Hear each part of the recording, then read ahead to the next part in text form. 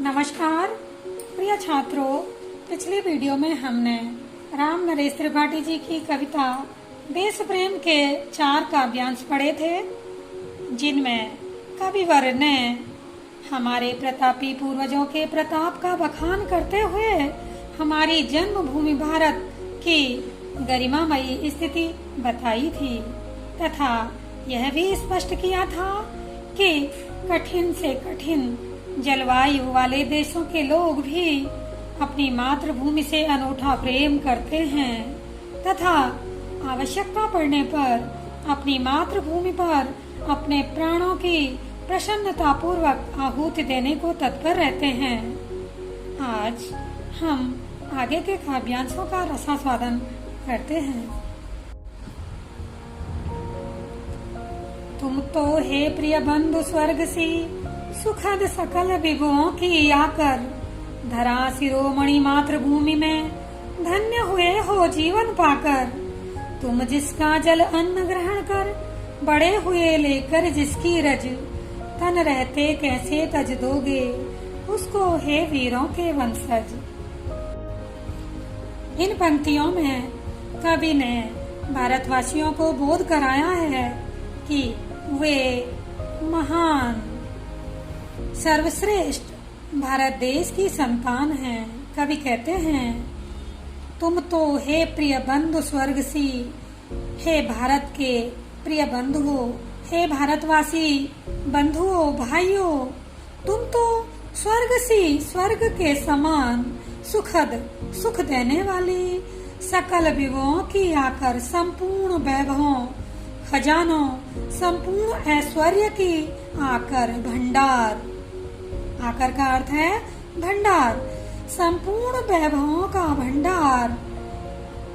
धरा शिरोमणि और धरती का शिरोमणि सर्वश्रेष्ठ स्थान भारत देश को मातृभूमि के रूप में पाकर उस भारत देश में जन्म लेकर जीवन पाकर धन्य हुए हो। हे भारतवासी भाइयों, तुम तो स्वर्ग जैसी सुख देने वाली संपूर्ण वैभवों का भंडार और पृथ्वी का शिरोमणि, पृथ्वी का सर्वश्रेष्ठ स्थान को मातृभूमि के रूप में पाकर धन्य हुए हो। तुम जिसका जल अन्न ग्रहण कर बड़े हुए लेकर जिसकी रज, तुम जिस देश के अन्न जल को ग्रहण करके बड़े हुए हो, जिस देश की माटी में खेलकर धूल में खेल कूद कर तुम बड़े हुए हो, जिस देश के अन्न जल से पालित पोषित तुम्हारा यह शरीर है, उसके तन रहते कैसे तज दोगे, उस शरीर के रहते हुए, उस शरीर के रहते हुए कैसे त्याग दोगे, उस देश से उस मातृभूमि से प्रेम करना कैसे त्याग दोगे। जिस शरीर को इस मातृभूमि के अन्न जल से पालित पोषित किया गया है, उसकी धूल में खेलकर बड़ा हुआ है जो शरीर, उस शरीर के रहते हुए तुम उस मातृभूमि से प्रेम करना कैसे त्याग दोगे। हे वीरों के वंशज, हे वीरों के वंश में जन्म लेने वाले भारतवासियों, तुम कभी भी इस भारत माता से प्रेम करना नहीं त्याग सकते। तुम्हें हर हाल में, हर स्थिति में इस देश से, इस माटी से, इस जन्मभूमि से प्रेम होना ही चाहिए। इस काव्यांश में कवि ने भारतवर्ष की श्रेष्ठता का प्रतिपादन किया है और यह भी स्पष्ट किया है कि जन्म देकर बड़ा करने वाली मातृभूमि के प्रति देशवासियों का दायित्व और भी अधिक बढ़ जाता है। शुद्ध साहित्यिक एवं प्रवाहमयी हिंदी भाषा का प्रयोग है। स्वर्ग सी, तुम तो हे प्रिय बंधु स्वर्ग सी, मैं उपमा तथा सुखद सकल विभुओं की आकर में अनुप्रास अलंकार का प्रयोग है। आगे, जब तक साथ एक भी दम हो अवशिष्ट एक भी धड़कन, रखो आत्म गौरव से ऊंची पलकें, ऊंचा सिर, ऊंचा मन। एक बूंद भी रक्त शेष हो जब तक मन में है शत्रुंजय। दीन वचन मुख से न उचारो, मानो नहीं मृत्यु का भी भय। इन पंक्तियों में कविवर त्रिपाठी जी ने देश के भविष्य, देश के भावी कर्णधार बच्चों को ये समझाने का प्रयास किया है कि वे किसी भी परिस्थिति में, विषम से विषम परिस्थिति में अपने आत्म गौरव, आत्म सम्मान को बनाए रखें। कभी भी अपने आत्म बल को किसी के समक्ष कम न होने दें। कवि कहते हैं, जब तक साथ एक भी दम हो, हे भारतीय वीरो, जब तक तुम्हारे शरीर में नाम मात्र का भी दम हो, शक्ति हो, नाम मात्र के लिए भी शक्ति बची हो, और हो अवशिष्ट एक भी धड़कन, और तुम्हारे शरीर में एक सांस, एक धड़कन भी बाकी हो। विषम से विषम परिस्थिति में जब तक तुम्हारे शरीर में नाम मात्र भी शक्ति बची हो, नाम मात्र के लिए शक्ति बची हो, और एक ही सांस तुम्हारे शरीर में रह जाए, एक धड़कन भी तुम्हारे शरीर में बाकी रह जाए। रखो आत्म गौरव से ऊंची, आत्म सम्मान से, आत्म गौरव से अपनी पलकें, अपनी आंखें, अपना सिर और अपना मन हमेशा ऊंचा रखो। उसे किसी के सामने, शत्रुओं के सामने कभी भी झुकने न दो। हे भारतीय वीरों, एक बूंद भी रक्त शेष हो जब तक मन में है शत्रुंजय। हे शत्रुओं पर विजय प्राप्त करने वाले भारतीय वीरों, जब तक तुम्हारे शरीर में एक रक्त की एक बूंद भी शेष रह जाए, तब तक तुम अपने मन में किसी प्रकार का भय न मानो, किसी से भी भय मत मानो, और दीन वचन मुख से न उचारो। भय के कारण दीनता पूर्ण वचन किसी के समक्ष मत कहो, और मानो नहीं मृत्यु का भी भय, और मृत्यु का भी भय मत मानो, मृत्यु का भी प्रसन्नता पूर्वक सामना करो। हे भारतीय वीरों, जब तक तुम्हारे शरीर में नाम मात्र भी शक्ति एवं एक भी धड़कन शेष रह जाए, तब तक तुम आत्म गौरव से ऊंची पलकें, ऊंचा मस्तक और ऊंचा मन रखो।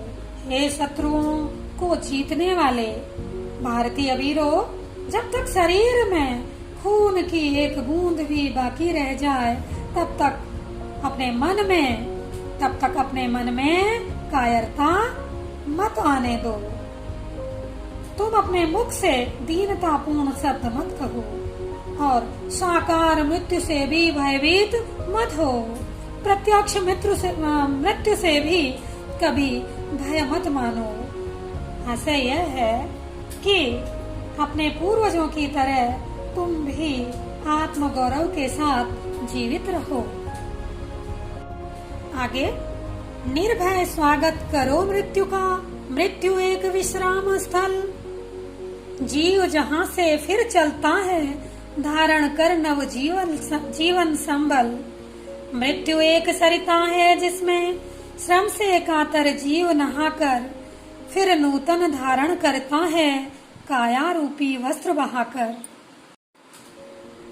इन पंक्तियों में त्रिपाठी जी ने देश के वीरों को यह समझाया है कि हमें कभी भी मृत्यु से भय नहीं मानना चाहिए, मृत्यु से डरना नहीं चाहिए, क्योंकि मृत्यु तो शरीर की होती है, आत्मा अजर और अमर है, आत्मा कभी भी मरती नहीं है। कवि कहते हैं, हे भारतीय वीरों, निर्भय स्वागत करो मृत्यु का। मृत्यु का निर्भय होकर, निडर होकर स्वागत करो, क्योंकि मृत्यु एक विश्राम स्थल, मृत्यु कोई डराने वाली चीज नहीं है। मृत्यु तो एक विश्राम स्थल है। मृत्यु की गोद में सोकर मनुष्य अपनी थकावट को दूर करता है, विश्राम करता है। जीव जहां से फिर चलता है। जीवात्मा मृत्यु होने के पश्चात मृत्यु की गोद में आराम करके वहां से फिर से नई यात्रा आरंभ करती है। धारण कर नव जीवन संबल। संबल का अर्थ है बच्चों आधार। जीवात्मा मृत्यु के पश्चात नया जीवन को आधार बनाकर अपनी नई यात्रा आरंभ करती है। मृत्यु एक सरिता है जिसमें श्रम से कातर जीव नहाकर।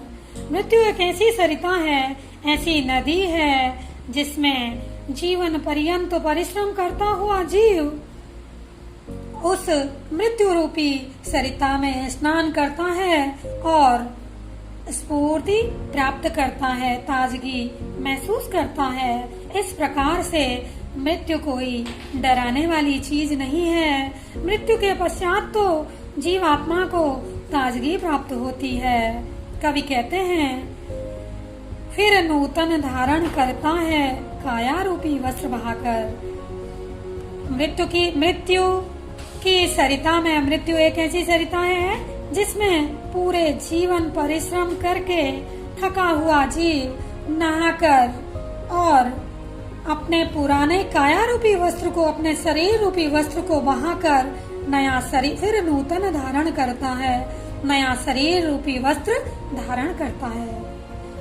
कवि कहते हैं, फिर से देखिए, कवि कहते हैं कि भारत के वीरों, हे भारतवासी वीरों, तुम भय से रहित होकर मृत्यु से डरो मत।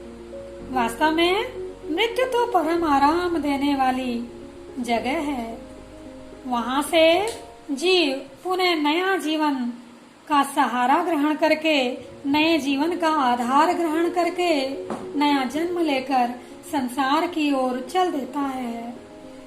मृत्यु एक सरिता है जिसमें मृत्यु एक ऐसी नदी के समान है जिस प्रकार थका हुआ व्यक्ति नदी में स्नान करके स्फूर्ति प्राप्त करता है, ताजगी महसूस करता है, उसी प्रकार जीवन के परिश्रम से पीड़ित मनुष्य, जीवन के परिश्रम से थका हुआ मानव मृत्यु की नदी में स्नान करता है, मृत्यु की नदी में डुबकी लगाता है और पुराने शरीर रूपी वस्त्रों को बहाकर नया शरीर रूपी वस्त्र धारण कर लेता है। इस प्रकार हे देश के वीरों, मृत्यु डराने वाली नहीं है बल्कि ताजगी देने वाली है।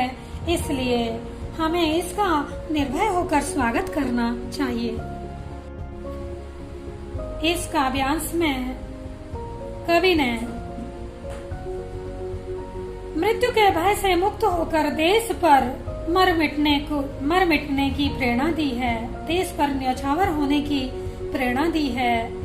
गीता में भी कहा गया है, श्री कृष्ण ने अर्जुन से कहा था कि वासांसि जीर्णानि यथा विहाय नवानि गृह्णाति नरोपराणि तथा शरीराणि विहाय जीर्णा नन्यानि सय्याति नवानि देहि।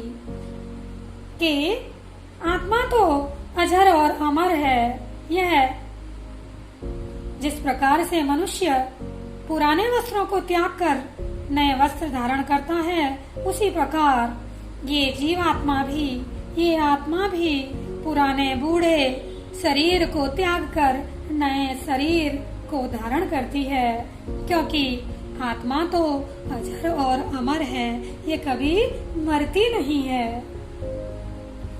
भाषा की दृष्टि से शुद्ध साहित्यिक हिंदी भाषा का प्रयोग है। रूपक तथा अनुप्रास अलंकार यहाँ प्रयुक्त हैं और ओज गुणयुक्त वीर रस पूरी कविता में प्रयोग की गई है। आगे, सच्चा प्रेम वही है जिसकी तृप्ति आत्म बलि पर हो निर्भर। त्याग बिना निष्प्राण प्रेम है, करो प्रेम पर प्राण निछावर। देश प्रेम वह पुण्य क्षेत्र है, अमल असीम त्याग से विलसित। आत्मा के विकास से जिसमें मनुष्यता होती है विकसित। इस काव्यांश में कवि ने यह समझाने का प्रयास किया है कि बलिदान तथा त्याग ही सच्चे देश प्रेम का आधार है। इससे ही मानवता का विकास होता है। कवि कहते हैं, सच्चा प्रेम वही है जिसकी तृप्ति आत्म बलि पर हो निर्भर। हे भारत के वीरों, सच्चा प्रेम वही है। प्रेम चाहे कोई भी हो, किसी प्रकार का भी हो, सच्चा प्रेम वही है जिसकी तृप्ति, जिसकी संतुष्टि आत्म बलि पर हो निर्भर, आत्म बलिदान पर निर्भर हो। सच्चा प्रेम वही है जिसकी संतुष्टि आत्म त्याग, आत्म बलिदान पर आधारित हो, क्योंकि त्याग बिना निष्प्राण प्रेम है। त्याग के बिना प्रेम निर्जीव होता है, निष्प्राण होता है। इसलिए हे देश के वीरों, देश पर मर मिटने के लिए, अपने प्राणों को न्यौछावर करने के लिए सदैव तत्पर रहो, क्योंकि प्रेम तो हमेशा बलिदान मांगता है, त्याग मांगता है। यदि जिस प्रेम में त्याग ना हो, बलिदान ना हो, तो वो प्रेम हमेशा निर्जीव रहता है। उस प्रेम में कभी भी सजीवता नहीं आ सकती है। कवि कहते हैं, देश प्रेम वह पुण्य क्षेत्र है, अमल असीम त्याग से विलसित। हे भारत के वीरों, देश प्रेम वह पुण्यमय प्रदेश है। देश प्रेम वह पुण्यमय प्रदेश है जो कि अमल, पवित्र, जो कि पवित्र तथा अत्यधिक त्याग से विलसित है, सुशोभित है, जो कि असंख्य लोगों के पवित्र त्याग से सुशोभित है। देश प्रेम वह पुण्य क्षेत्र है, देश प्रेम वह पुण्यमय प्रदेश है जो कि असंख्य लोगों के पवित्र त्याग से सुशोभित है। आत्मा के विकास से जिसमें मनुष्यता होती है विकसित, इस प्रेम में ही आत्मा का विकास होता है। इस प्रेम में ही आत्मा का विकास होता है और इसके द्वारा ही मानवता का विकास होता है, मानवता विकसित होती है। प्रेम को समझने वाला व्यक्ति ही सही अर्थों में मनुष्य बन सकता है। भावों को समझने वाला व्यक्ति ही सही अर्थों में मनुष्य बन सकता है। इसलिए कवि कहते हैं, मनुष्यता के विकास के लिए देश प्रेम आधारशिला है। मनुष्यता के विकास के लिए देश प्रेम आधारशिला है। इसलिए हमें अपने देश पर मर मिटने के लिए, देश से प्रेम करने के लिए, उसके लिए श्रद्धा और उसकी निष्ठा में कभी भी कमी नहीं आने देनी चाहिए। काव्यगत सौंदर्य की दृष्टि से बलिदान तथा त्याग को देश प्रेम का मूल बताया गया है। देश प्रेम को मानवता का विकास का मूल आधार माना है। कवि ने अपनी संपूर्ण कविता में सरल प्रवाहमयी हिंदी भाषा का प्रयोग किया है तथा अमल असीम त्याग से विलसित में अनुप्रास अलंकार प्रयुक्त है। ओज गुण युक्त वीर रस कवि ने प्रयुक्त किया है।